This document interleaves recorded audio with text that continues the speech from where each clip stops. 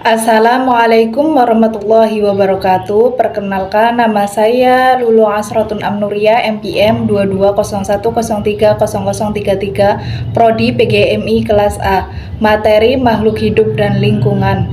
Dosen pengampu Ibu Ayesa Darafayola, MPD. Pengertian lingkungan hidup.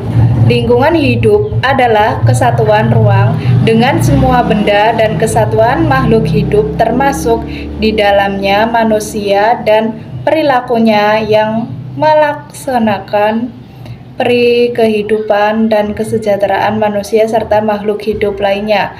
Unsur-unsur lingkungan hidup dapat dibedakan menjadi tiga, yaitu unsur hayati, biotik, yaitu unsur lingkungan hidup yang terdiri dari makhluk hidup seperti manusia, hewan, tumbuh-tumbuhan, dan jasad renik. Yang kedua, unsur sosial budaya, yaitu lingkungan sosial dan budaya yang dibuat manusia yang merupakan sistem nilai, gagasan, dan keyakinan dalam perilaku sebagai makhluk sosial.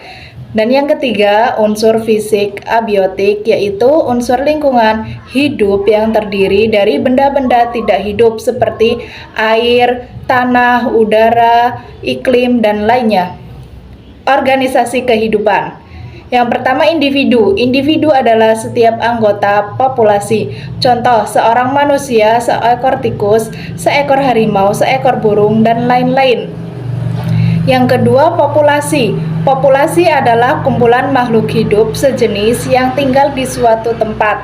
Contohnya, populasi manusia, populasi tikus, populasi harimau, populasi gajah. Yang ketiga, komunitas. Komunitas adalah kehidupan bersama antar makhluk hidup yang terdiri dari beberapa populasi yang hidup bersama di suatu tempat. Misalnya, komunitas burung di Pulau Burung, komunitas tumbuhan di Tangkuban Perahu. Komunitas dibedakan menjadi dua macam, yaitu komunitas akuatik, yaitu kelompok makhluk hidup yang hidup di perairan seperti parit, kolam, sungai, danau, dan laut. Dan komunitas terestrial, komunitas darat, yaitu kelompok makhluk hidup yang hidup di daratan seperti di hutan, gunung, padang rumput, padang pasir, dan padang es. Yang keempat, ekosistem. Ekosistem adalah hubungan makhluk hidup dengan lingkungannya. Ekosistem dibedakan menjadi ekosistem alam, yaitu ekosistem yang terbentuk dengan sendirinya secara alami. Contohnya danau, sungai, padang rumput, padang pasir, dan hutan. Ekosistem buatan, yaitu ekosistem yang sengaja dibuat. Contohnya sawah, ladang, kolam, dan akuarium. Yang kelima, biosfer. Biosfer adalah kesatuan berbagai ekosistem yang meliputi semua organisme dan lingkungan yang berinteraksi untuk berlangsungnya kehidupan. Contohnya adalah bumi tempat kita tinggal. Hubungan antar makhluk hidup. Hubungan khusus antar makhluk hidup disebut simbiosis. Simbiosis dapat dibedakan menjadi tiga. Yang pertama, simbiosis mutualisme. Bila dua spesies makhluk hidup bersama, masing-masing mendapat keuntungan dan kedua populasi dapat berkembang dengan baik. Tetapi jika keduanya terpisahkan, masing-masing tidak dapat menjalankan hidup dengan baik. Contohnya simbiosis antara lebah dengan bunga. Yang kedua, simbiosis parasitisme.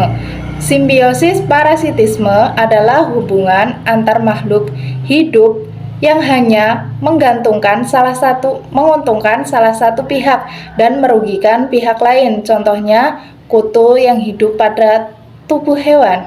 Yang ketiga, simbiosis komensalisme. Simbiosis komensalisme adalah hubungan antar makhluk hidup yang menguntungkan satu pihak sedangkan pihak lainnya tidak diuntungkan dan tidak dirugikan. Contohnya yaitu antara ikan remora dengan ikan paus. Hubungan makhluk hidup dengan lingkungannya. Yang pertama, pencemaran lingkungan. Yang kedua, pencemaran air. Ada pencemaran air, pencemaran udara, dan pencemaran tanah. Berdasarkan faktor penyebabnya, bentuk kerusakan lingkungan hidup dibedakan menjadi dua jenis, yaitu yang pertama, bentuk kerusakan lingkungan hidup akibat peristiwa alam, yaitu terdapat letusan gunung berapi, gempa bumi, angin topan. Yang kedua, kerusakan lingkungan hidup karena faktor manusia, yaitu terjadinya banjir, penebangan hutan secara liar atau penggundulan hutan, perburuan liar, merusak hutan bakau, bangunan liar di daerah aliran sungai. Upaya kelestarian lingkungan hidup dalam pembangunan berkelanjutan. Yang pertama, pelestarian tanah. Upaya pelestarian tanah dapat dilakukan dengan cara menggalakkan kegiatan penanaman pohon atau penghijauan kembali atau reboisasi terhadap tanah yang semula gundul. Yang kedua, pelestarian udara. Upaya yang dapat dilakukan untuk menjaga agar udara tetap bersih dan sehat antara lain menggalakkan penanaman pohon atau tanaman hias di sekitar kita, mengupayakan pengurangan emisi atau pembuangan gas sisa pembakaran, mengurangi atau bahkan menghindari pemakaian gas kimia.